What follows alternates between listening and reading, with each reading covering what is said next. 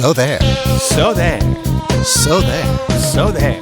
Let me know your thoughts. So there. So there. So there. Let me know your thoughts. Why do you keep saying let us know your thoughts? Let me know your thoughts to me is a nice lead-in for So There. So There. Welcome to episode 61 of So There. I'm Gary Doyle. And I'm Tom Karamitis. How are you, Tom? Good. We finally made it up to the O'Hare Christmas cabin. A little late this year, but, you know, It's we made not it. an O'Hare Christmas cabin. You said O'Hare. No, it's the So There Christmas cabin. Oh, I thought you said O'Hare. We have not relocated the cabin to O'Hare. That would not be very rustic. But yes, as you can hear, hopefully the crackling of the embers isn't too loud. You know what I'm saying, Tom? Yes. I we're will up keep the here. microphone a little further away this year from the actual fireplace. But yes, we're here in our little one-room cabin in the north woods of where is it? Wisconsin or Minnesota? I can't remember. The north woods of southern Minnesota, or the southern woods of northern Minnesota. The north woods of the north woods of southern Minnesota. I like that. That's a good description. Yeah, we're here. It's very cozy. We're both in our boxer shorts. That's no. Tom's in his plaid pajamas. I'm just in a boxer shorts and t-shirt. But we're stoking the fire. We were going to do this episode last week, and I could lie and say, well, I hadn't finished packing yet, and you know, the car broke down on the way to southern Minnesota. But I just forgot we were recording the podcast, and so we had to postpone going to the cabin to this week. But you had a loss in the family too, which was I think we should a little tribute to Voltan the Unyielding. Yeah, my pug dog Lou passed early in his life, the age of 8, of an aggressive form of cancer. It's been very hard. Tom calls him Voltan because back when I used to post to Facebook more often, when we got Lou, before we had a name for him, I crowdsourced anybody have any suggestions for a name, and people, you know, were like, oh sure, how about Rusty, how about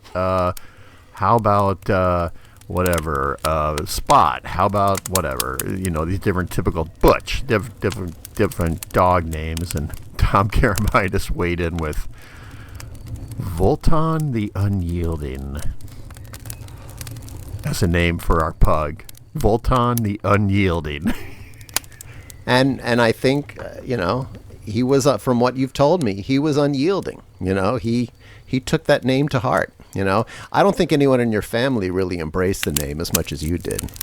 No, we took to calling him Voltan, but yeah, he was probably my favorite dog I've ever had. I've had 4 or 5 dogs in my life, and he was my favorite, and the most attached. Family was the most attached to him. So it's been hard, but yes, thank you. A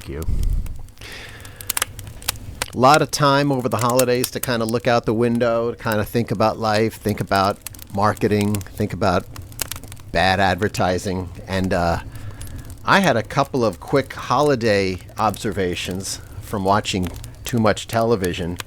One is, I don't know if you saw it, and maybe the joke is just lost on me, but Domino's was running this promotion that for the life of me I could not understand. Basically the promotion was to nominate a street that doesn't get plowed enough, right? It was called plowingforpizza.com. The only thing I came away with is like maybe the chief marketing officer of Domino's has a brother-in-law who has a plowing company. I mean, felt just so incredibly random to me. Did you get it? No. Yeah, I saw it. I kind of get it because they, their thing is fast delivery, and if the roads are plowed, we'll get there faster. It's a bit of a reach. It's a bit of a reach for sure. Brands are just trying so hard to do these things. At our company, at my agency, we call them brand acts, right? Yeah. In other places, they're called activations, but brands, because nobody pays attention to advertising anymore, like traditional advertising, they're trying to create these actions that they do to get notoriety. So sometimes they work, sometimes they're successful, sometimes they're a bit of a reach, like you said. Yeah, and I think from a producer's perspective, they kind of became the bane of my existence, because I felt bad. I mean, the creative teams that would come up with these things, much like the producers, would have no idea what's involved. They would just come up with some idea, and it was like, oh, hey man, because we think like it'd be cool if like Quentin Tarantino could direct our case study film. Like, that would be so amazing. Tom, could you like try to broker that? See, that situation I could broker. I could contact Quentin Tarantino's people and see if he'd be interested. But somebody says, Tom, we'd like to build a new bridge across the Chicago River and call it the Domino's Pizza Bridge. It was that sort of thing. And they're fun, but like the problem was, everyone always wanted, including our clients, to know immediately how much these things cost. And a lot of times you'd sit there and you'd stare at the idea and you'd say, or at least for me, I would look at myself and say, I don't even know who the hell to call. Who does this? Who's a bridge builder? And is this bridge builder any good? Do I Google bridge builder? It was tough. Love it. And we'd love it if this bridge was constructed out of Domino's pizza boxes. If you could somehow do that, and then the creatives are all high-fiving each other, and Tom Carabidis sits there brooding, and they're like, why are you bringing such a dream stomper, man? This would be amazing. I found ultimately these things always ended the same way, which was a week and a half later, we'd come back and say, yep, we can do it. It would be about $875,000. The client says, oh, we've got $2,500. And, that would be it, because no one really knew what these things, how to scope these things, because it hadn't been done before. Did the client say, yeah, we have $2,500, so there. Yeah.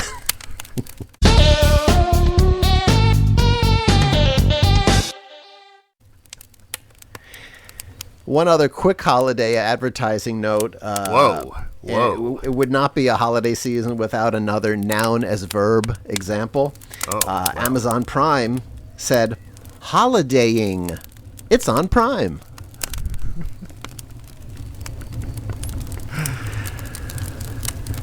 So that phenomenon apparently is not quite dead yet.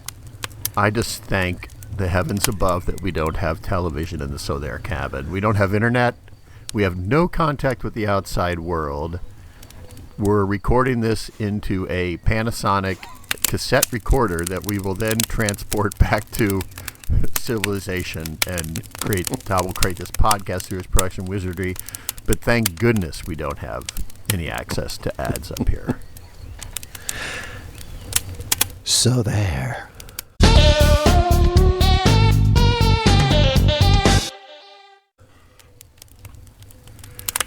When I look out the window, even though we don't have the internet, I think of Facebook. And last time, I think on the podcast, we talked about Facebook as a barometer of your social standing, about how if you're somebody that matters, you can post the most innocuous thing about, I just ate a candy bar, and you'll get 872 likes from people that want to curry favor with you. But if you're really not, you'll get like 4. And it can be the same person, before and after they're important. But anyway, so I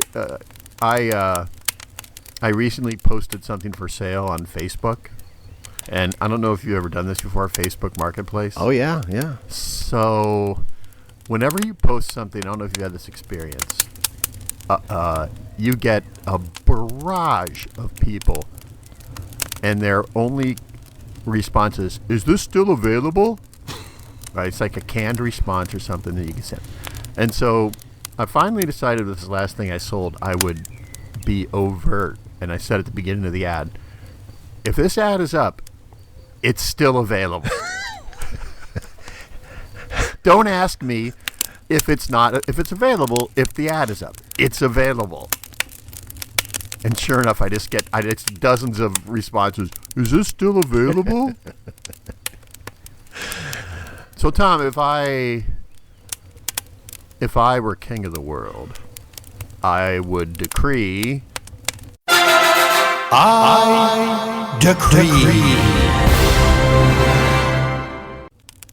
I would decree that if you tell people if it's up, it's still available. It's available. Don't ask. So there.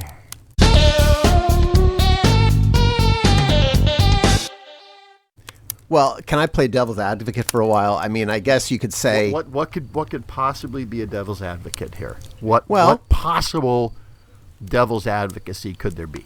this seller posted this thing 2 weeks ago. I wonder if it's still available. That is the weakest devil's advocacy I've ever heard. That is, everyone in this room is dumber for what you just said. I award you no points, and may God have mercy on your soul. So there.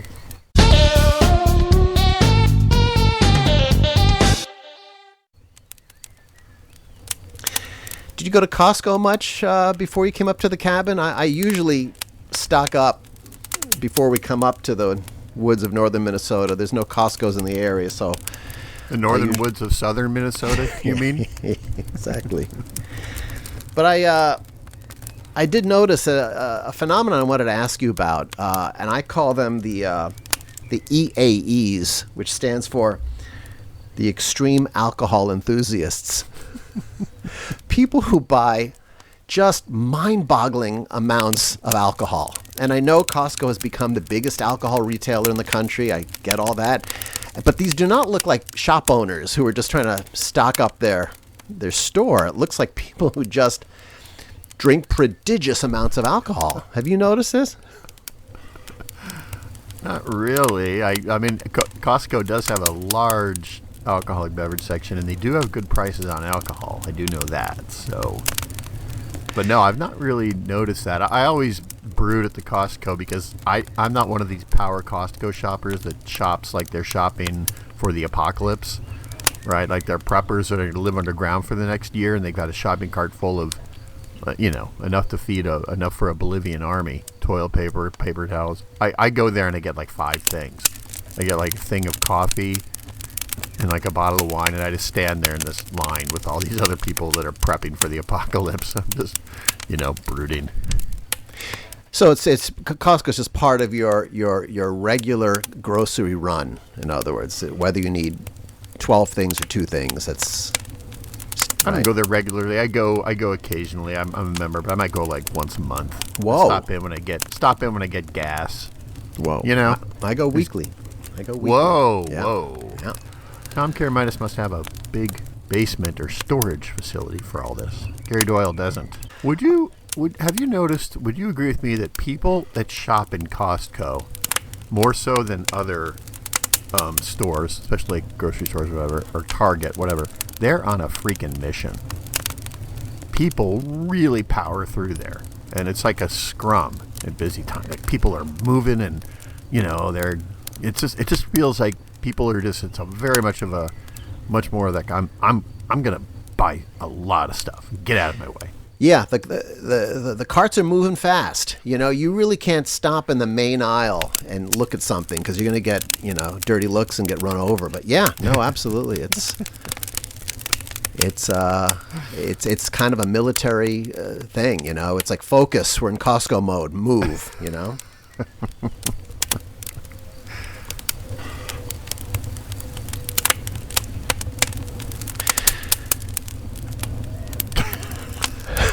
We thought we'd just pause and reflect and look at the fire.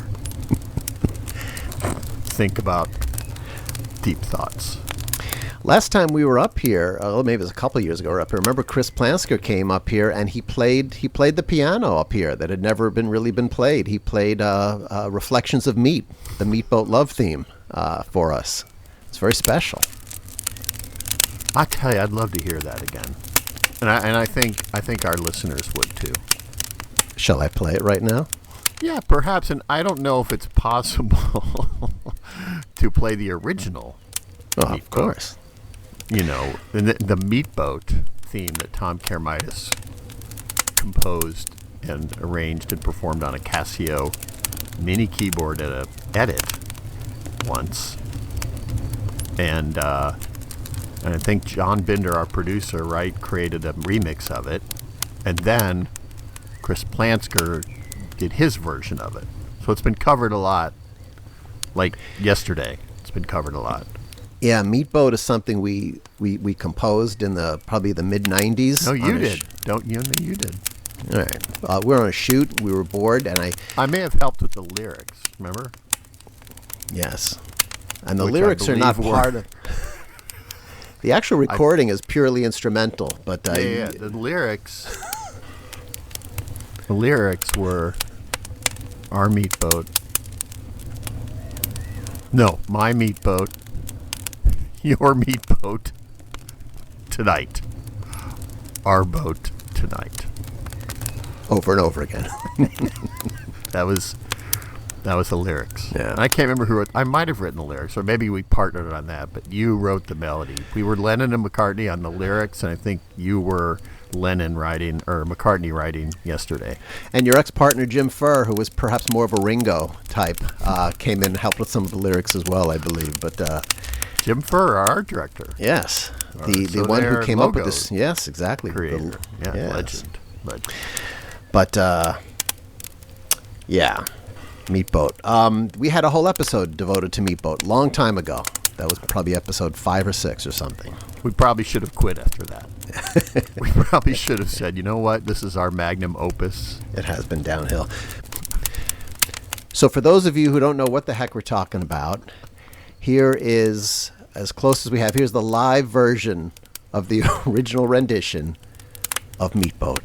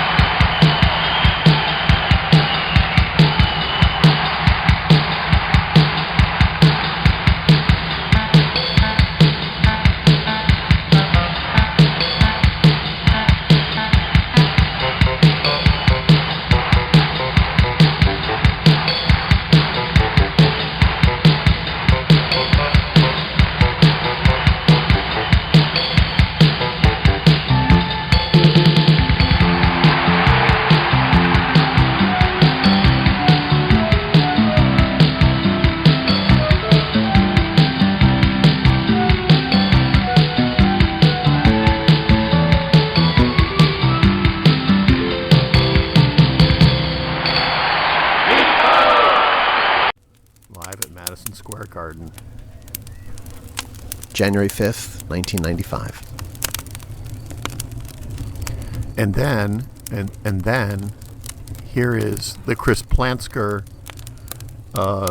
remake recorded live at the Sother Cabin in the North Woods of southern Minnesota.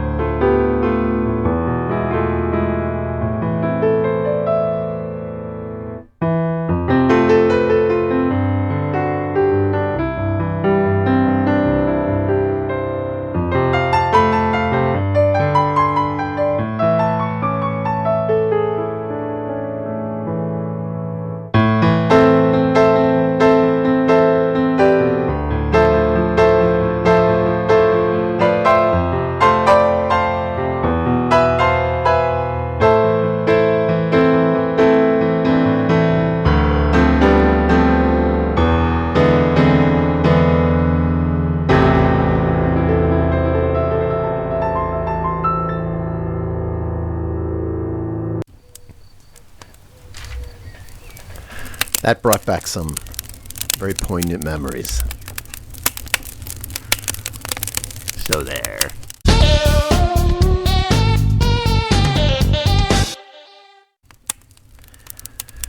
Tom, it's 2024 now.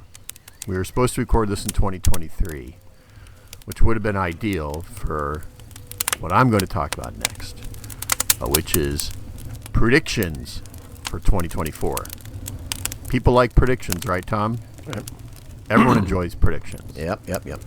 Gary Doyle has some predictions, and I'm going to deliver them in something we call Lightning Round.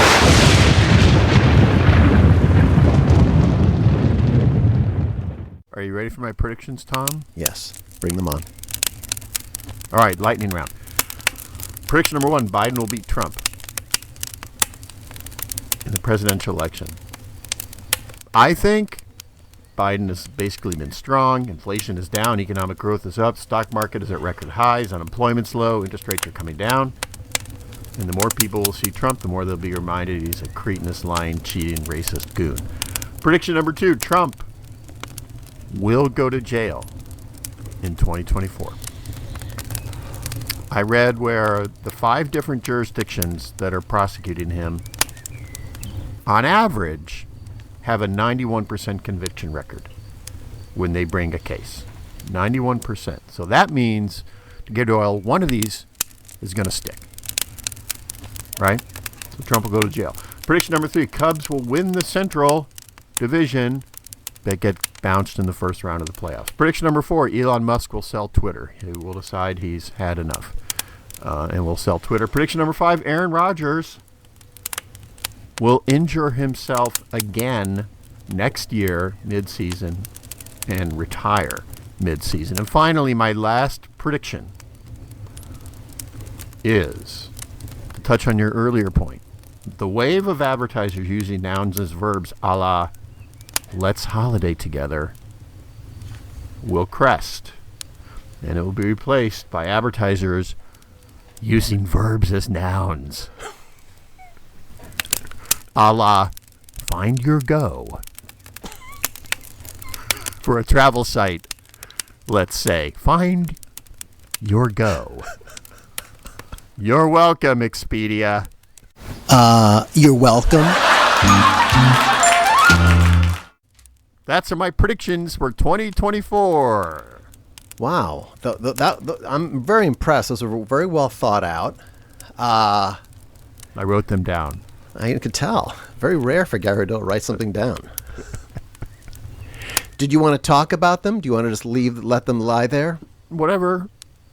It's not required. If you have any thoughts, let me know. I'd want to bounce a few things off you. Let's. I'll go even one bold prediction further than you. I will predict. All right. That Nikki Haley will be the Republican candidate. Whoa. Maybe that's wishful thinking. I'm just so terrified of Donald Trump. I will also say that I'm amazed at what a pariah all of a sudden Aaron Rodgers has become.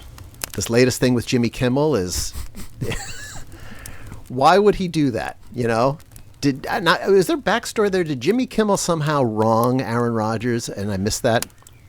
Yeah, Jimmy Kimmel has made fun of Aaron Rodgers. Okay. With good reason for all the different things, his anti-vax stance, ayahuasca, whatever that thing is, Okay. his darkness retreat. He's made fun of him from time to time in his monologues. Okay. All right. Guess Aaron Rodgers didn't like that. Yes. Aaron Rodgers is always the victim. he is a trippy dude, man. Tom Karamitis used to idolize Aaron Rodgers. When he played quarterback for the Packers, he could do no wrong. Gary Doyle would suggest these things like, he's kind of a wackadoodle, and Tom Karamitis would just brood. Well, in fairness, okay, I know the point you're trying to make, but I would say in fairness, for most of his career, especially most of it in Green Bay, he was fairly innocuous. He was a spokesperson for State Farm. He didn't really say much that was controversial. Then all of a sudden, when the pandemic hit, it's like he lost his mind. He started in with that, I'm immunized. which apparently didn't mean he was vaccinated, but he didn't tell anybody that. And he just seems to be kind of going more and more to the edge, you know? This latest thing with Jimmy Kimmel, I think, is beyond the pale. I mean, how do you... This the Jeffrey Epstein thing, and he you know, is basically accusing Jimmy Kimmel of having interactions with underage girls. I mean, that's awful. The guy's got a family, you know? I mean... Yeah. My favorite line about Aaron Rodgers, remember the interview Bleacher Report did with him? Remember that guy, Bleacher Report guy that interviewed him? I sent you some clips from it. Yeah, it was like a couple years ago. Very irreverent, those guys. And Aaron Rodgers, to his credit, played along and kind of, but they were, skewered him constantly. But one of the questions was, so Aaron, how many grandmas have you killed, do you think? By not vaccinating. Okay. This is at the height of COVID. Okay. Like, how many grandmas have you killed? That's true. So there.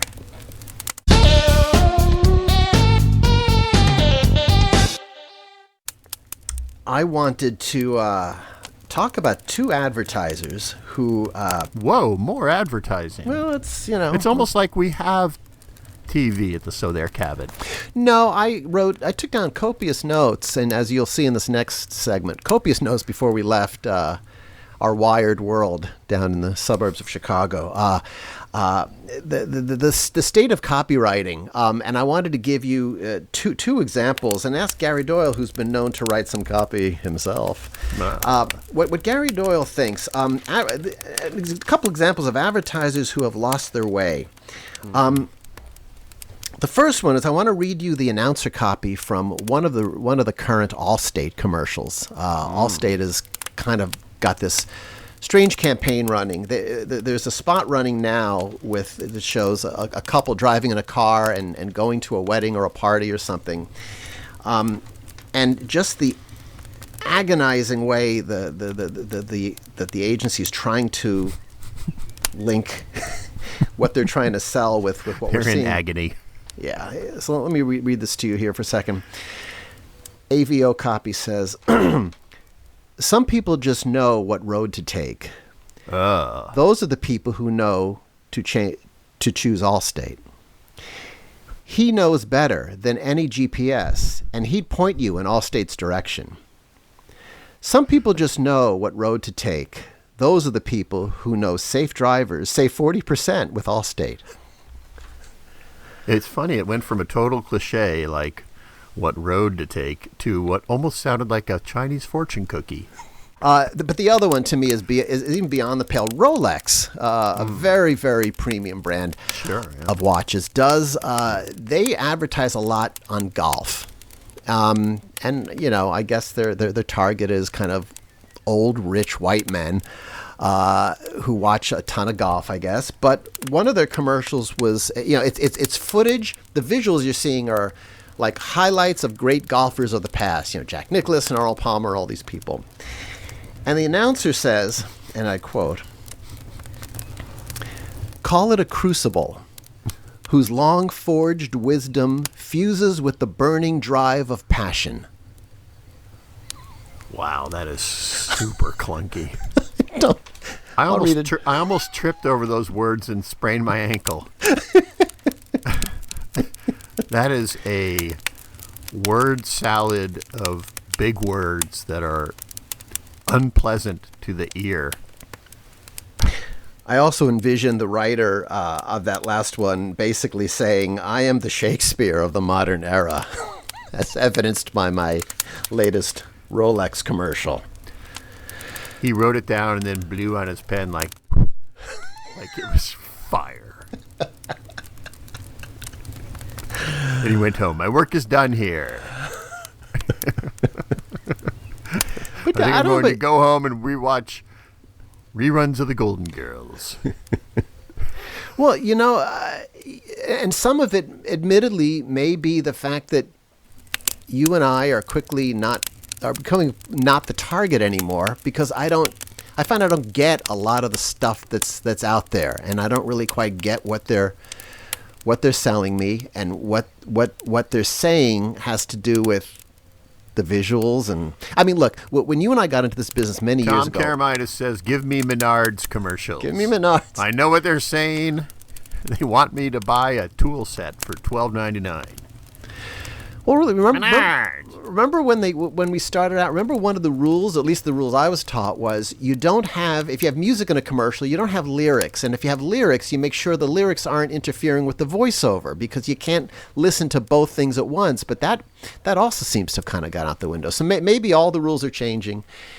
And, I've just kind of aged out, maybe.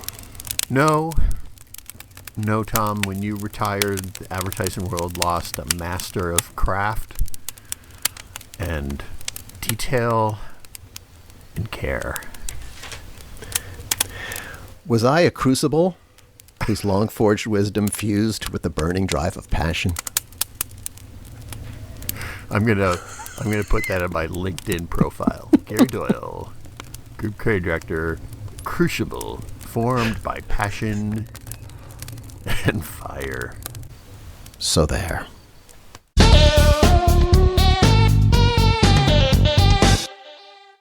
Well, it's time to stick the poker in the fireplace, and Hey now. as they say. So we're gonna pack up our bags tomorrow morning, head back to civilization, and leave the So There cabin until next holiday season. So until we meet again. From the So There cabin. For Gary Doyle, this is Tom Karamitis saying, So there.